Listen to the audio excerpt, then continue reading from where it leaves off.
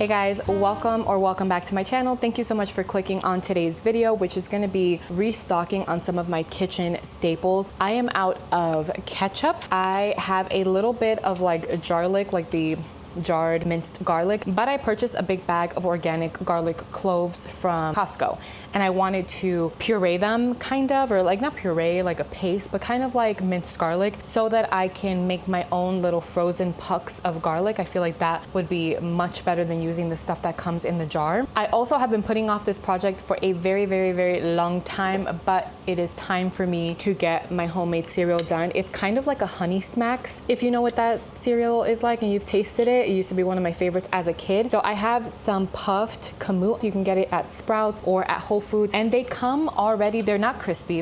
What makes them crispy is cooking them in the oven. So they're not crispy. They're, I mean, kind of, but almost kind of like stale-ish is what it tastes like fresh out of the bag. And you mix it with a little bit of honey, maple syrup blend, and put it in the oven and toast it up, and it is crunchy and delicious. My kids are out of cereal. If I can make cereal on my own, I prefer to do that. I have tested out doing like a cornflakes, which my kids really like, and you can add nuts and chocolate chips and things like that to it. I have done granola before, but normally that is for topping yogurts and such. And I have tried making cinnamon toast crunch. I will definitely make that one again. I want to test the recipe out again because the last time I don't think I used the right flour. You need to use regular flour and whole wheat flour, and I didn't have the whole wheat flour, so maybe that's why. Also the thickness of it and how crispy it gets, like I need to play around with it for a little bit. So once I do perfect it, I will come back and show you guys, or I can just do a making cereal series and just test out the recipes with you guys. You guys let me know in the comments down below. But I wanted to get these kitchen staples done. I also want to make some biscuits, and I do love making homemade biscuits. I love making homemade everything. Sourdough bread, regular yeast sandwich bread, biscuits. I want to try English muffins one day. I like making bagels and pretzels and all of that good stuff, but I don't always have the time to do this. So I like to take a day to kind of prep things, have them in the freezer, have some in the fridge, so that way I can just pull from when I need it. I really do love freezer meals. I just don't dedicate the time to actually getting freezer meals or freezer staples done, and I do want to change that up going forward. So I want to make some biscuits, but I found a recipe where you don't have to freeze the butter and like grate it in. It's a really simple kind of dump and go recipe, and you make them in like a 9x9 baking dish. So my daughter requested a biscuit so that she can make herself breakfast sandwiches. So I'm gonna make some biscuits as well, and I think that's all I'm gonna do for today. I might also show you guys what I'm gonna cook for dinner for my husband and myself. I did have a freezer meal of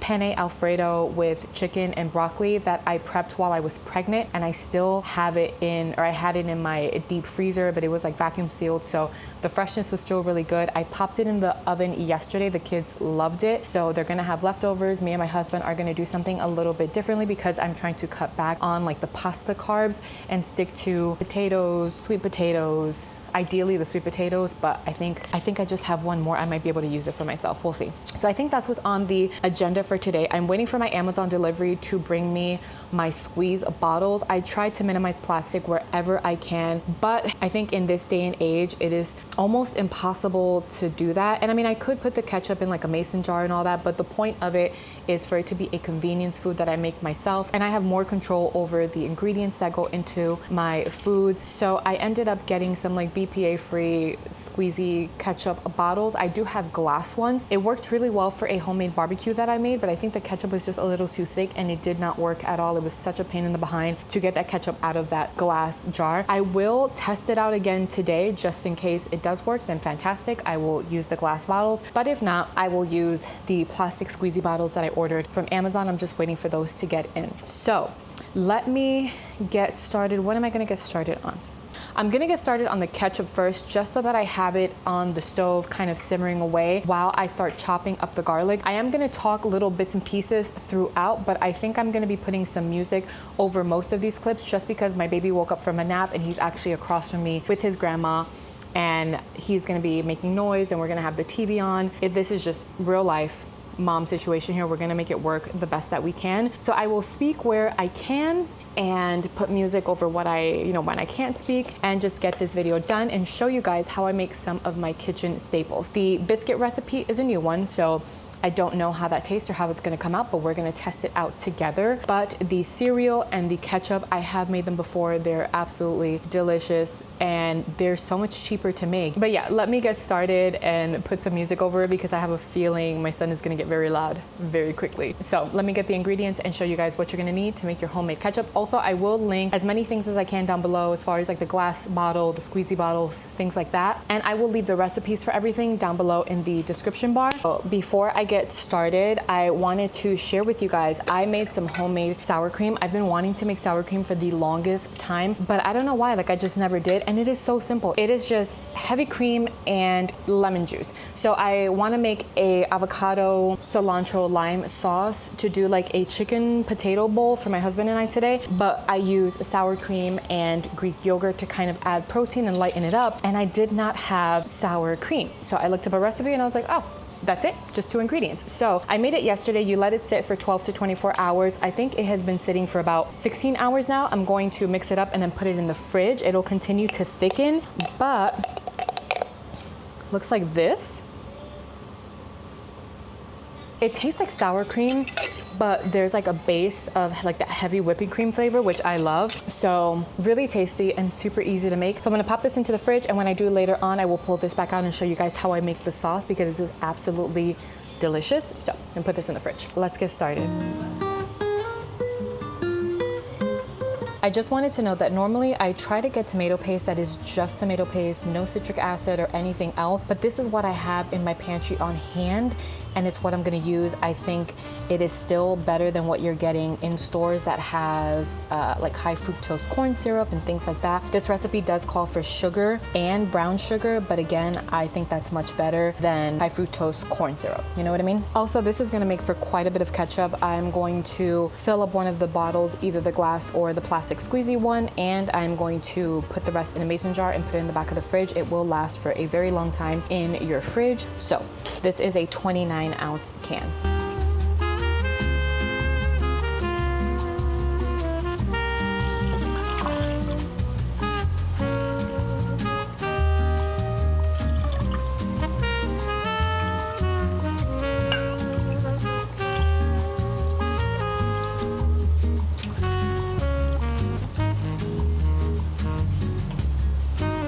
I also need 3/4 of a cup of brown sugar, but this is all I have, is about a 1/4 cup. So I'm gonna do a 1/4 cup, another 1/2 cup of white sugar, and I'm just gonna add a little bit of molasses because that is what brown sugar is. It's just cane sugar and molasses. I might actually make a little batch of brown sugar for myself for later. Again, it does seem like a lot of sugar, but this will make a lot of ketchup. And this is the brand of molasses. I just get this from Walmart. So we're gonna do maybe like a tablespoon of this. Let me do like a teaspoon.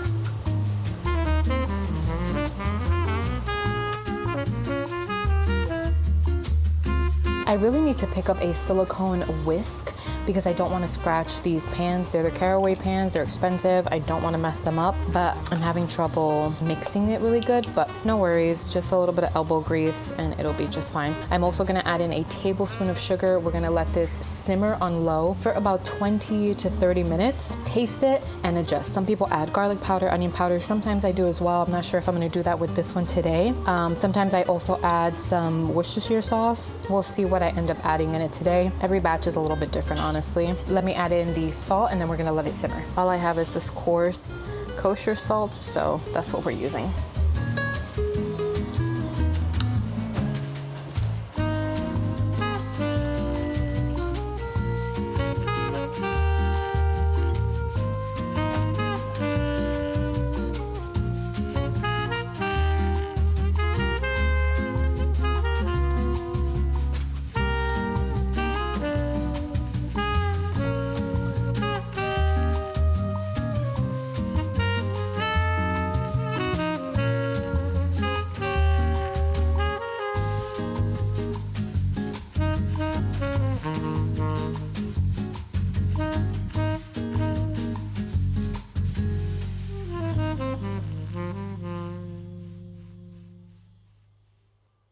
And just like that, you have brown sugar. I went ahead and I washed out my brown sugar jar. So I'm gonna transfer it, put it in the pantry, and we got one unexpected thing done and out of the way. So now I don't have to buy brown sugar. If you want it lighter, obviously use less molasses. If you want it darker, use more. I like this kind of medium color. Really, really good in coffee as well. So let me put this away and we're gonna continue on with the garlic.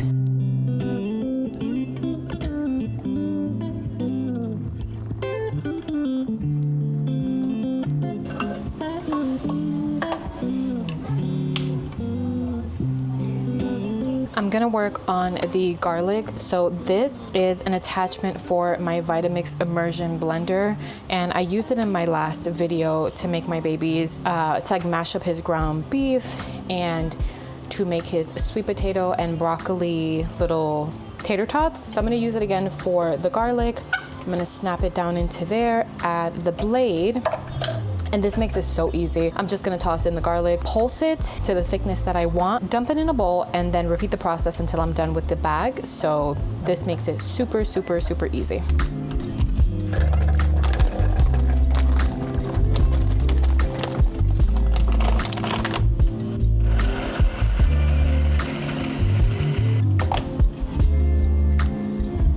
That's about the consistency that I want. You gotta make sure some of these have like some of the root intact, so you have to cut it off. So let me dump a little bit slower. See, like this? I'll cut that little top piece off. And I'm gonna leave about this much because I do like roasting the garlic in the oven or the air fryer with a little bit of olive oil and salt and just having it on the side of my roasted veggies. So I'm gonna keep this right here, put it back in the Ziploc bag so that the smell doesn't take over my fridge. And yeah, this will be the last little bit.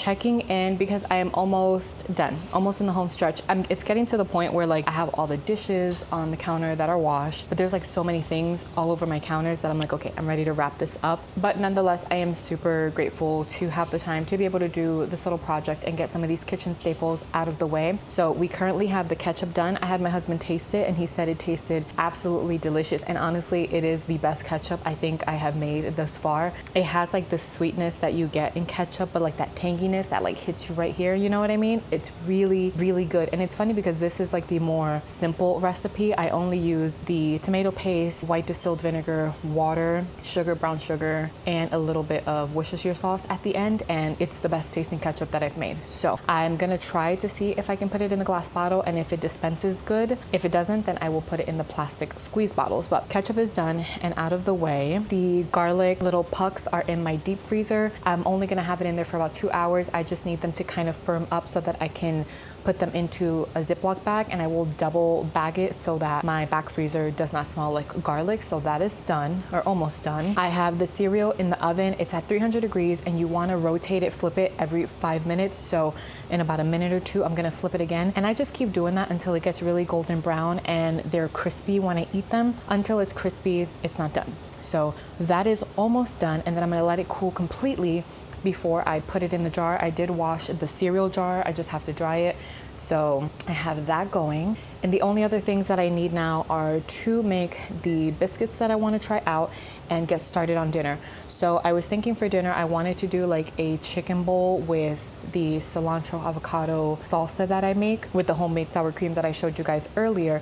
But for the base, I think I'm gonna make some quinoa today. So I'm gonna put some quinoa to cook on the stove, and it is 1 part quinoa, 2 parts water. So 1 cup of quinoa, 2 cups of water. I'm gonna add some chicken bouillon to it, let it cook until the water evaporates, put a lid on it, put it on low heat, and just let it finish cooking, and then fluff it up at the end. And I think I'm gonna have that as a base with a kale salad on top, the chicken, and then the avocado lime. I think that sounds good. So I'm gonna get started on that, flip the cereal one more time, see where we're at, and then get started on that biscuit recipe, and then I think we're done for the day. So I'm very excited to be done, but let's keep it going and let's get dinner started. I just took this one out of the oven. Sorry if you hear that noise, that is the microwave above me, but this is what it's kind of looking like. So I'll just go ahead and flip it around a few times, spread it out, pop it back in. I'll taste one just to see if it is super crispy. It's not at that point yet, but we're almost there.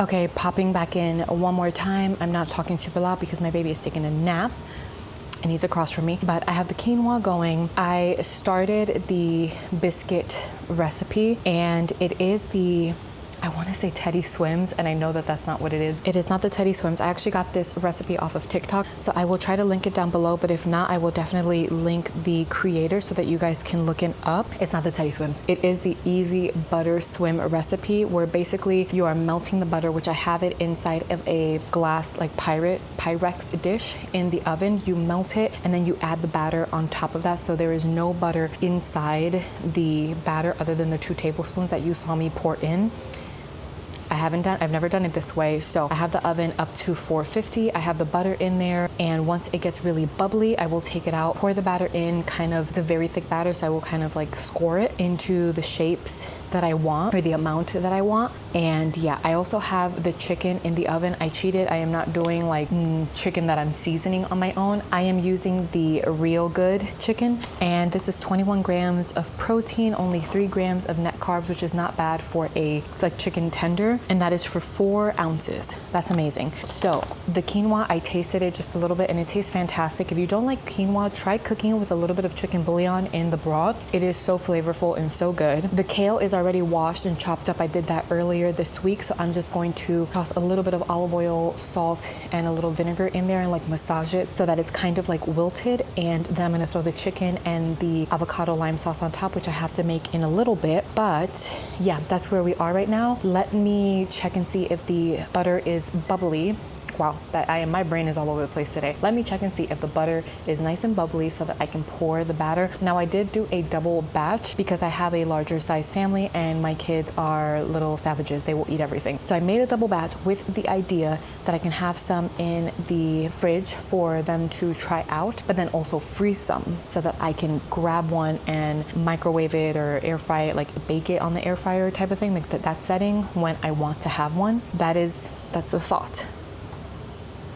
Let's see, let me get to finishing up these biscuits, get dinner going, and then we're almost done. And it's only 4:53. I am feeling so good. Like I am feeling a little bit overwhelmed because there's so much stuff going on everywhere, but I am feeling so good that I got a lot of these kitchen staples done because this saves me so much time in the future. It saves me money, so I'm very happy about all of that. I did finish out both batches of the cereal. Let me show you that really quickly. This is the color that you're looking for, this nice like golden brown, and it's supposed to sound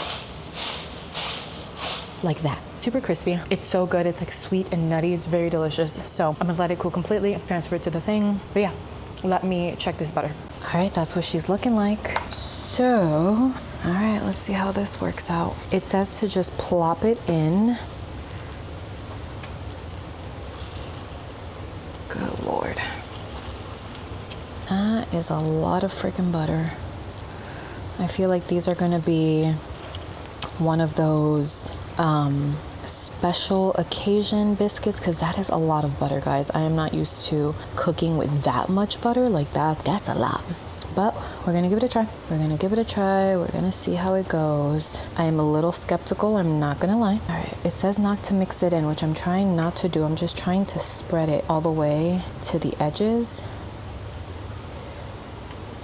This is a little questionable. I don't know what I'm doing! Or kind of how I want. I'm gonna make these a little bit smaller because again, this is a heck of a lot of butter. So, I'm very curious to see how this comes out. Probably could have even scored it smaller. Okay, you know what, that's good enough. Let me pop it in the oven at 450. Yeah, I am, we shall see.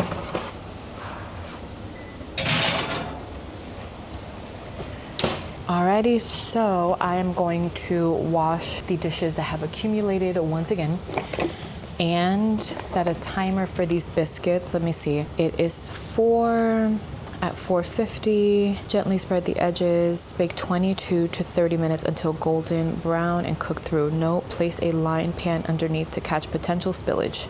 Let's do that. Okay, my largest baking sheet is the one that has the cereal. So I'm going to dry this really well and transfer the cereal into here so that I can put that tray on top of that in case there is spillage. I do not want oil all on the bottom, or butter all on the bottom of my oven.